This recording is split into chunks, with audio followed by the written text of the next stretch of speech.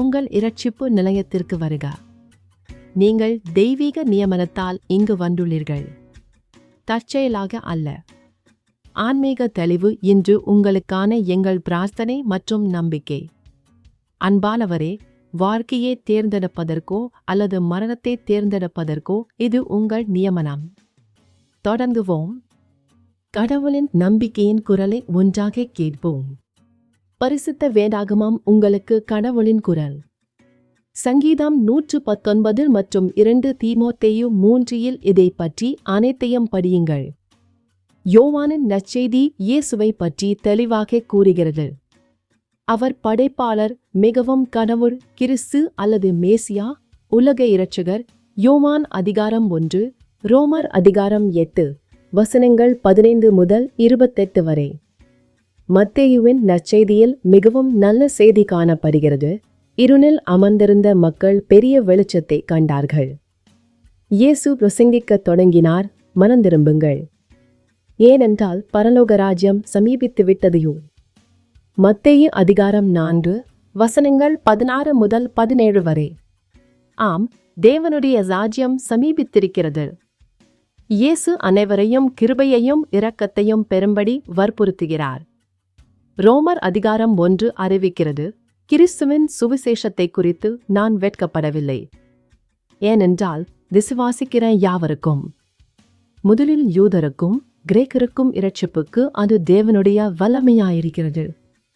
அன்புள்ளவரே, எல்லா பாவத்திற்கும் தேவபக்தியற்ற தன்மைக்கும் விரோதமாக தேவனுடைய கோபம் பரலோகத்திலிருந்து வெளிப்படுத்தப்படுகிறது. ஏனென்றால் நாம் சத்தியத்தை அநீதியினால் அடக்குகிறோம். ஏனென்றால் தேவனை பற்றி அறியப்படுவது வெளிப்படுகிறது. அவர் அதை நமக்கு வெளிப்படுத்தியுள்ளார். உலக படைப்பிலிருந்து தேவனுடைய கண்ணுக்கு தெரியாதவைகள், அவருடைய நித்திய வல்லமையும் தெய்வத்துவமும் கூட படைக்கப்பட்டவைகளால் தெளிவாக காணப்படுகின்றன, புரிந்து கொள்ளப்படுகின்றன. ஆகையால் நாம் கடவுளை அறிந்தபோது அவரை கடவுளாக மகிமைப்படுத்தவில்லை அல்லது நன்றியுள்ளவர்களாக இருக்கவில்லை என்பதால் நமக்கு எந்த சாக்குப்போக்கும் இல்லை. ஞானிகள் என்று கூறி நாம் முட்டாள்களானோம். நாம் நமது பாவத்தில், நிகழ்காலத்தில், இப்போது மிகவும் தொலைந்து போகிறோம். ஆனால் பாவம் என்றால் என்ன? இதோ கடவுளின் குரல் பதிலளிக்கிறது. பாவம் என்பது நியாயப்பிரமாணத்தை மீறுவதாகும். அவர், இயேசு, நம்முடைய பாவங்களை சுமக்க வெளிப்பட்டார் என்பதை நீங்கள் அறிவீர்கள். அவரிடத்தில் பாவமில்லை. 1 யோவான் அதிகாரம் 3, வசனங்கள் 4 முதல் 5 வரை. நமக்கு பாவமில்லை என்று சொன்னால் நம்மை நாமே ஏமாற்றிக் கொள்கிறோம், சத்தியம் நம்மிடத்தில் இல்லை. 1 யோவான் அதிகாரம் 1, வசனம் 8. அன்புள்ளவரே, நாம் அனைவரும் போய்க் கடவுள்களை வணங்கி கடவுளின் கட்டளைகளை மீறி கீழ்ப்படியாமல் இருக்கிறோம். நமது விக்கிரகாராதனையில் தீய ஆசைகளை தேடுகிறோம். அதில் கடவுளுடனான நமது உறவுக்கு பயனளிக்காத எதிலும் ஒன்றாகும். ஆபாச படங்கள், வேசித்தனம் மற்றும் விபச்சாரம் போன்ற அனைத்து வகையான ஒழுக்கக்கேடான வக்கிரங்களிலும் நாம் இச்சை கொள்கிறோம். மத்தேயு அதிகாரம் 5, வசனங்கள் 27 முதல் 28 வரை. தீவிர பேராசையில் பணத்தின் கடவுளை தேடுகிறோம். தீமையின் உற்சாகத்தை நாம் ஓடிச் சென்று தழுவுகிறோம். பரிசுத்தமானவர்களை ஜெரிக்கிறோம். ஒருவரை ஒருவர் வெறுக்கிறோம், கொன்று விடுகிறோம். நமது பாவத்தால் நாம் மிகவும் திசை திருப்பட்டு ஜீவனுள்ள கடவுளை புறக்கணிக்கிறோம். ஆயினும் நாம் நமது பாவங்களை மனத்தாழ்மையுடன் அறிக்கையிட்டால் கடவுள் உண்மையுள்ளவராகவும் நீதியுள்ளவராகவும் இருந்து நமது பாவங்களை மன்னிக்கிறார். அவர் எல்லா அநீதியிலிருந்தும் நம்மை சுத்திகரிப்பார். நாம் பாவம் செய்யவில்லை என்று சொன்னால் அவரை பொய்யராக்குகிறோம். அவருடைய வார்த்தை நம்மில் இல்லை. 1 யோவான் அதிகாரம் 1, வசனங்கள் 9 முதல் 10 வரை. சிலுவையில் அறையப்பட்ட கிறிஸ்துவின் மூலம் நமக்கு கடவுளின் மகத்தான இரட்சிப்பு மிகவும் தேவை. அவர் மட்டுமே உலகத்தின் பாவத்தை நீக்கிய கடவுளின் ஆட்டுக்குட்டி. இந்த உயிருள்ள யதார்த்தம் உங்களுக்கு தனிப்பட்டதாக மாற வேண்டும். இல்லையெனில் உங்கள் வாழ்க்கையின் கடவுளின் கிருபையை நீங்கள் விரக்தியடையச் செய்வீர்கள். உங்கள் பாவங்களுடன் நீங்கள் தனியாக அறிந்து போவீர்கள். யோவான் அதிகாரம் 1 வசனம் 29. ஆதாம் ஏவாளைப் போலவே உங்கள் தேர்வுகள் இன்று உங்களை கடவுளின் பிரசன்னத்திலிருந்து பிரிக்கின்றன. கிறிஸ்துவை உங்கள் வாழ்க்கை படகாக இல்லாமல் இந்த டைட்டானிக் உலக அமைப்பில் மற்றொரு பலியாக மாறாதீர்கள். மார்க்கு அதிகாரம் 4 வசனங்கள் 37 முதல் 41 வரை. விதிவிலக்கு இல்லாமல் அனைவரும் கடவுளுக்கு முன்பாக நியாய தீர்ப்பில் நிற்பார்கள். நாம் ஒப்புக்கொண்டாலும் சரி, உடன்படவில்லை என்றாலும் சரி. எபிரேயர் 9 கடவுளின் குரலை கேளுங்கள். ஏமாறாதீர்கள். உங்களுக்காக ஒரு நியாய தீர்ப்பு நாள் இருக்கிறது. நித்திய சொர்க்கம் அல்லது நித்திய அக்கினி கடல். வெளிப்படுத்தல் 20 பார்க்கவும். அது உங்கள் அழைப்பு. நீங்கள் தேர்வு செய்யுங்கள். கிறிஸ்துவில் மட்டுமே காணப்படும் கடவுளின் கருணையை மறுத்ததால் பலர் இப்போது நித்திய வேதனையில் உள்ளனர். பலர் கடவுளின் அன்பையும் நித்திய நகரத்தையும் நிராகரித்துள்ளனர். வெளிப்படுத்துதல் 22. இந்த நித்திய விஷயத்தை பற்றி அவர் உங்களுக்கு சொன்ன வார்த்தை மிகவும் தெளிவாக உள்ளது. அவர் கொய்யர் அல்ல, அவர் இம்மானுவேல்.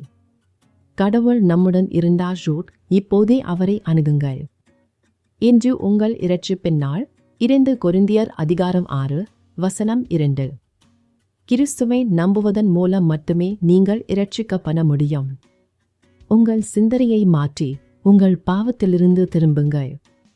அவருக்காக மற்ற அனைத்தையும் கைவிடுங்கள். உங்கள் பாவத்திற்காக சிலுவையில் அறையப்பட்ட கிறிஸ்து மட்டுமே உங்களை பாவத்திலிருந்து மன்னித்து சுத்திகரிக்க முடியும். ஏனெனில் அவர் கடவுளின் ஆட்டுக்குட்டி. அவர் மட்டுமே உலகத்தின் பாவத்தை நீக்கினார். நம்முடைய பரலோக தகப்பன் இப்போதே உங்கள் எல்லா பாவங்களையும் கிறிஸ்துவின் மூலம் மன்னிக்க விரும்புகிறார். இது கடவுளின் மிகப்பெரிய பரிசு மற்றும் உங்கள் பாவங்களுக்கான ஒரே சட்டப்பூர்வ மற்றும் மாற்று பலி. உலகத்தின் பாவத்தை நீக்கும் ஒரே கடவுளின் ஆட்டுக்குட்டி இயேசு. நாம் ஆன்மீக குற்றவாளிகள். நாம் கடவுளின் பரிசுத்த சட்டங்களுக்கு எதிராக பாவம் செய்துள்ளோம். எனவே நாம் நம் பாவத்தை ஒப்புக்கொள்ளவும் அறிக்கையிடவும் அதிலிருந்து திரும்பவும் தயாராக இருக்க வேண்டும். ரோமர் 1 முதல் 3 வரை. இல்லையெனில் நம் பாவத்தின் காரணமாக நம்மீது உறுதியான மற்றும் நித்திய நியாய தீர்ப்பு மட்டுமே உள்ளது. நாமே தப்பிக்க முடியாது. மனந்திரும்புபவர்கள் மனந்திரும்புவதற்கு தகுதியான கனிகளை கொடுக்க வேண்டும் என்று யோவான் ஸ்நானகன் எச்சரித்தார். பிடிவாதமான கலகத்தையோ அல்லது வேண்டுமென்றே கீழ்ப்படியாமையையோ கடவுள் பொறுத்து கொள்ள மாட்டார். நம்முடைய குற்றவியல் குற்றச்சாட்டுகள் பரலோக நீதிமன்றத்தில் கைவிடப்படுவதற்காக இயேசு இறந்தார். இருப்பினும் அவர் ஒரு பரிசுத்த மற்றும் நீதியுள்ள கடவுளாகவே இருக்கிறார். உண்மையான இரட்சிப்பு என்பது ஆண்டவரே என்னை மன்னியுங்கள் என்று வெறுமனே ஒப்புக்கொள்வதை விட அதிகமாகும். எபிரேயர்களுக்கு எழுதிய நிருபம் உண்மையிலேயே மனந்திரும்பி கிறிஸ்துவில் மட்டுமே விசுவாசம் வைப்பவர்களுக்கு நித்திய இரட்சிப்பு வழங்கப்படுகிறது என்று அறிவிக்கிறது. நாம் இப்போது இயேசுவை நேசிக்கவும் பின்பற்றவும் அழைக்கப்பட்டுள்ளோம். மார்க்கு அதிகாரம் 12 வசனங்கள் 29 முதல் 31. மத்தேயு அதிகாரம் 16 வசனங்கள் 24 முதல் 26. பரிசுத்த பைபிளில் காணப்படும் கடவுளின் விலைமதிப்பற்ற வாக்குறுதிகள் மற்றும் சத்தியத்தில் பங்கு பெறும் எளிய கீழ்ப்படுதலால் இதை செய்கிறோம். அவருடைய குரல் நமக்கு 2 பேதுரு அதிகாரம் 1, யோவான் அதிகாரம் 15, 2 தீமோத்தேயு அதிகாரம் 3. இயேசு தம்மை நம்பி கீழ்ப்படுகிற அனைவருக்கும் நித்திய இரட்சிப்பின் ஆசிரியரானார்.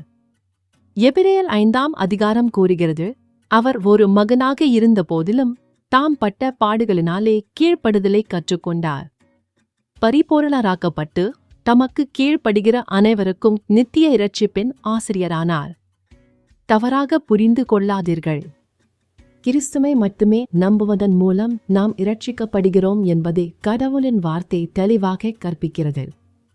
ஆம், இயேசுவை நம்புவது ஒரு உண்மை. இருப்பினும் உண்மையான விசுவாசம் தெய்வீக செயல்களிலும் அன்பான மனப்பான்மைகளிலும் அவருடைய ஆவியின் வழிநடத்துதலால் நிரூபிக்கப்பட வேண்டும். அவருடைய பரிசுத்த ஆவியானவர் உள்ளே இருப்பதால் நாம் இப்போது தினமும் கிறிஸ்துவை பின்பற்றலாம். கர்த்தருக்கு கீழ்ப்படுதலில் விளையாதர் விசுவாசம் உண்மையான விசுவாசமல்ல. ரோமர் அதிகாரம் 8 வசனம் 14, ரோமர் அதிகாரம் 12, வசனங்கள் 1 முதல் 2 வரை.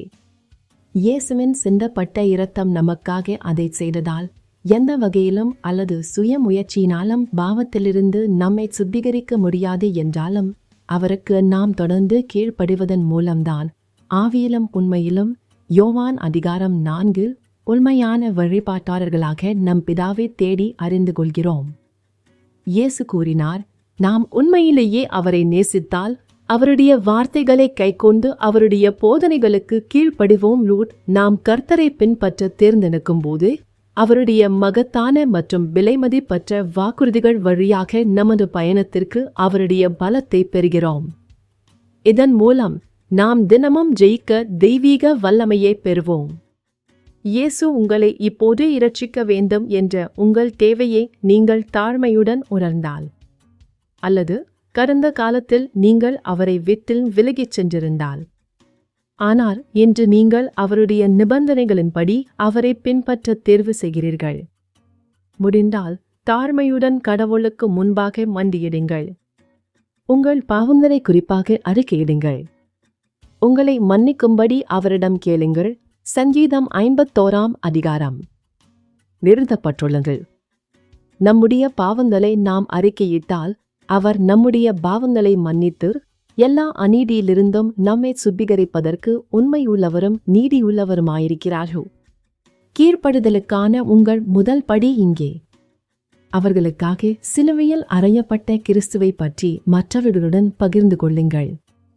இயேசு சொன்னார், நீங்கள் அவரை மற்றவர்கள் முன்பாக அறிக்கையிடாவிட்டால் அவர் பரலோகத்திலிருக்கிற தம்முடைய பிதாவின் முன்பாக உங்களை அறிக்கையிட மாட்டார். நம்மை இரட்சித்தவரை பற்றி நாம் ஒருபோதும் வெட்கப்படக்கூடாது. மேலும் ஜீவ அப்பத்தை, பரிசுத்த வேதாகமத்தை தினமும் உண்பதன் மூலம் உங்கள் பிதாவுடன் நெருக்கத்தை வளர்த்துக் கொள்ளுங்கள். நீங்கள் படிக்கும்போது தியானிக்கும்போது அவருடைய வார்த்தையை புரிந்து கொள்ளவும் அதை பயன்படுத்தவும் பரிசுத்த ஆவியானவரை கேளுங்கள். மேலும் கிறிஸ்துவில் பரிபூரணப்படுத்தப்படும் எங்களுடன் அல்லது நம்மை போன்ற மற்றொரு அபூரண விசுவாசிகளுடன் இணைந்திருங்கள்.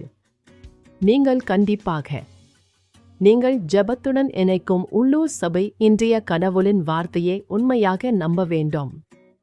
எபிரேயர் 10 அதிகாரம் கூறுகிறது, நம்முடைய விசுவாச அறிக்கையை அசையாமல் உறுதியாய் பற்றிக் கொள்வோமாக.